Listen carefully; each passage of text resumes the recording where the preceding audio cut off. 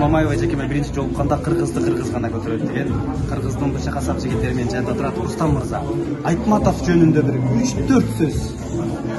Эми чыгыстыраак Айтматов жөнүндө айтып кетсек, бул биздин кыргыздын залкар жазуучусу.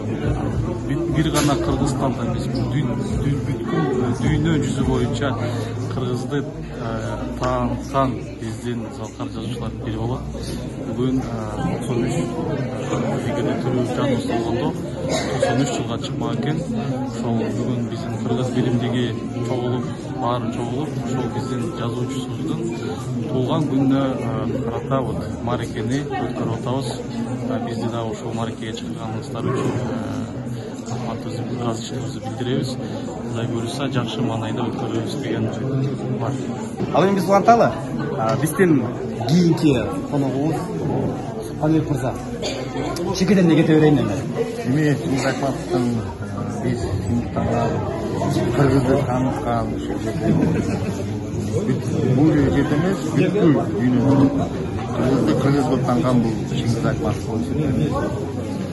Биз сыймыктанган жазуучу. Канча чыгармаларын окуп, ошол чыгармалар менен мектеп программаларында чоңоюп баарын билебиз. Бүгүнкү ушу кече өтүп атат Санкт-Петербургда. Мен ушундай кече өтүп атканына абдан ыраазымын. Жети область биримдиги коомдун өкүлдөрү, миграция өкүлдөрү жана консулдук тараптан чакан иш-чара алып барып атабыз. Чингиз Айтматов сиз үчүн. Чингиз Айтматов бул кыргыздын атасы деп койсо болот.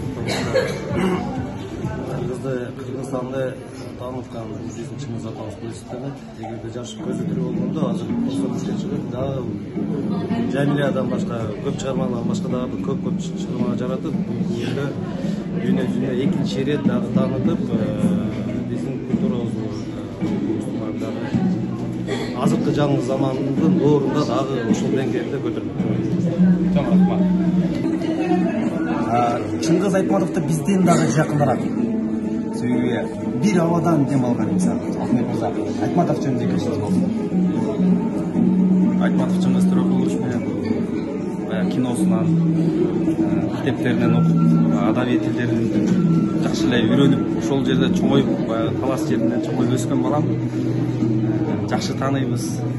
Аш түлөөлөрүндө барчыбыз, аталар менен, чоң аталар менен.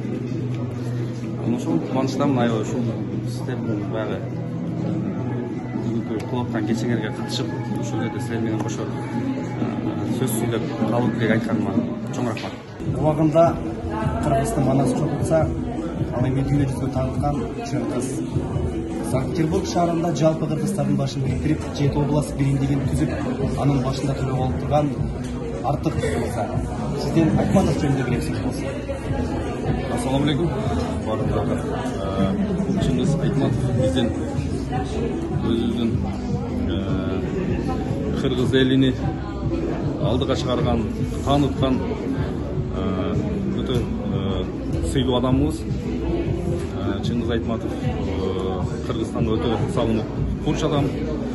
Ушул адамды атабызды ушул чыгармачылыктарын дайыма көтөрүп, балдарыбызга өзүнүн келечектеги айтып деп жакшы жактары өтө эле көп, ошолорду үйрөтүп дагынан таанысак жакшы болот. Ошол эми бүгүн Таптынакай бүгүн кечесинде бүгүн эскерүү атабызды эскерип отурабыз. Ушунча сүйүнүп кыргыз жигиттер, аялдарыбыз келип, ушу жерде апаларыбыз чогулуп бүгүн жакшы күн болуп жатат. Ошол Чыңгыз Айтматов биздин атабызга дайыма биз колдоп жакшы күндөрдү айтып келебиз. Кечебизден баштан аяк Кудайым өрүсү кызматылык инсандар, СКБ Тамада борборунун мүчөлөрү, урматтуу жамаат, бүгүнкү кечебиз жөнүндө тагыраагы салкар инсаныбыз Чыңгыз Айтматов жөнүндө бир сөз айта кетсеңиздер. Менин азыр башым башкача болуп атат. Качан айтчы, кандай иш-чара болот бизде? Бүгүн бизде Санкт-Петербург шаарында ошол улуу жазуучу акыныбыздын туулган күнү белгиленип, жакшы бир салмак болуп атат. Бул жерден ошо таланттуу адамдар, акыныбыздын баарыбыз эле билсек керек, баарыбыз бул жерге чогулуп туулган күнүн белгилеп отурабыз. Баарыбыз да маанай жакшы. Ушундай чоң иш-чарада биз кубанычтуу сезимдер менен Ооба, биздин жамаатта Санкт-Петербург Тамада маданий борборунун жамаатында 30-тан 40-тан ашкан киши бар. Төртөөбүзгө артылган жумуш ушул иш-чараны өткөрүү. Кудай буюрса Тамада маданий борбору алдыда ай сайын, жарым жыл сайын, 2 ай сайын, жума сайын мындай иш-чараларды өткөрүп турууга эл байладык, Кудай буюрса. Анын арасында биздин ишчибиз бар, Амандан Алексис болсун. Мындай иш-чарага, улуу иш-чарага биринчи жолу катышып жатабыз. Аябай кубанычтабыз. Бул биз үчүн өтө сыймыктуу салмак болуп жатат. Ошол баарыбыздарга ийгилик, бүгүнкү кечени ийгиликтүү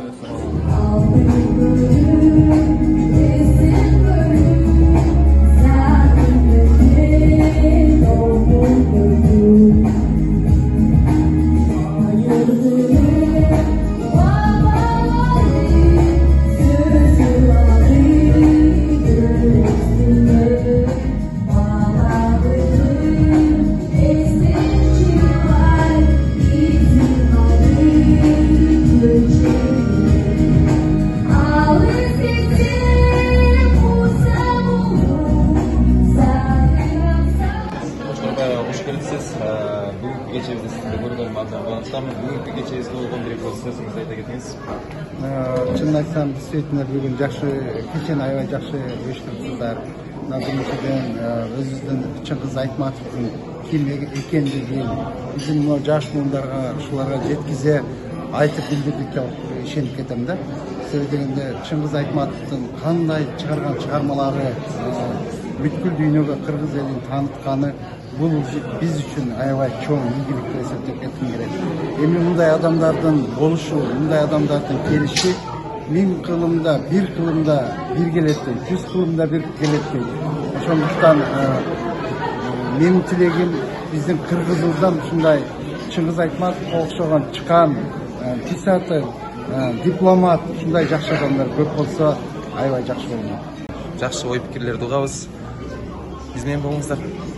Чыңгыз Айтматов мен үчүн улуу жазуучу. Сыймыктанам. Чыңгыз Айтматов кыргыз элинен чыккан, кыргыз жеринен чыккан сыймыктанам. Чыңгыз Айтматовдун көп произведенияларын окуганмын. Университетке тапшыраарда Чыңгыз Айтматовдун произведениясынан сочинение жазып, чоң Санкт-Петербургдун горный университетке өткөм. Сен жакшы көргөн чыгармасы эң прям Биринчи мугалим Блаха. Биринчи мугалимде ошо Үйшөн деген мугалим менен аябай сыймыктанам. Ошондой адамдар мен азыр ойлойм, аз деп. Үйшөн ошо айылдан, Кыргызстандын бир кичинекей айылынан балдарды чогултуп, өзү мектеп куруп, балдарга надежда берип, окутуп, чокутуп, ошол Үйшөн окуткан Алтынай Москвадан академик болуп чыккан. Мен ойлойм, ошо билим алуу ине менен кудукка жер казгандай деп коет, ошол үчүн деп ойлойм. Ошо Үйшөн менен аябай сыймыктанам. Ошондой кишилер көп болсо деп ойлойм. Себеби билим алуу керек, өнүш керек, өсүш керек. Ошо эң жакшы көргөн чыгармам ошо биринчи мугалим деп айта алам. Адам болуу деген эмне? Бул суроого көп эле адамдар жооп издеп келишет. Бирок толук аягына чейин эч ким жооп бере элек. Чыңгыз Айтматовдун бул суроого өз жообу бар. Ал үчүн адамгерчиликте адамдын жан дүйнөсүнүн асылдыгы жатат. Адамгерчилик эч бир тоскоолдуктарга карабай жашоого жана чогуу кайгырууга жөндөмдүү келет. Ушундай сапаттары менен адам керемет. Ошон үчүн ал эч качан жеңилбейт. Айтматов өз чыгармаларында адамдын канчалык тереңдикке төмөн түшүп кетээрин жана канчалык бийиктикке чыгаарын көрсөтөт. Адамдын пасттыгынын тереңдиги анын образдарында чоң чеберчилик менен берилген.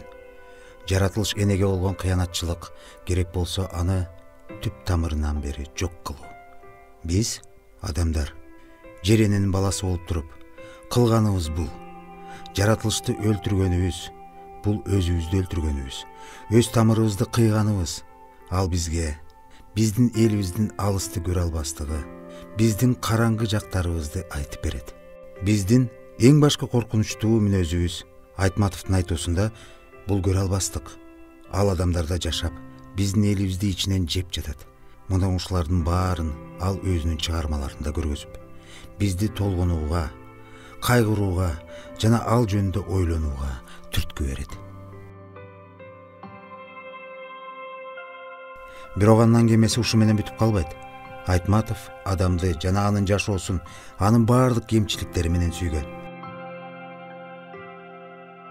Ал адам баарынан күчтүү болот деп ишенген. Ошондуктан ал биздин каталыктарыбызды көрсөтпөстөн күчтүү жана асыл адамдын өрнөктөрүн көргөзөт. Ал согуш маалында да эч кандай тоскоолдуктарга, кыйынчылыктарга карабай сүйүү оту жалындап күйөрүн, сүйүүгө жолтоо жок экенин даңазалаган. Жаштыктын жашоону кантип алдыга жылдырган күчүн көргөзгөн. Акырында ал бизге жупуну нерседеги кооздукту, күнүмдүк турмуштагы бакытты көрсөттү. Айтматов өзүнүн чыгармаларында көпчүлүк учурда турмуштун алдында адамдын алсыздыгын көргөзөт. Мына ушул адамдын кайгысы, муңу окурмандын жан дүйнөсүнүн тереңине чейин жете алат. Ошондуктан андан ары улам окуу, улам барган сайын кыйын болуп, татаалдап жүрүп отурат. Айтматов андан ары эмне себептен адам сулуу жана жеңилбес болоорун, чоң кайгы менен жоготуу учурунда да ал адамдык сапатын сактап калып, жашоодон баш тартпоосу тууралуу айтып жатат.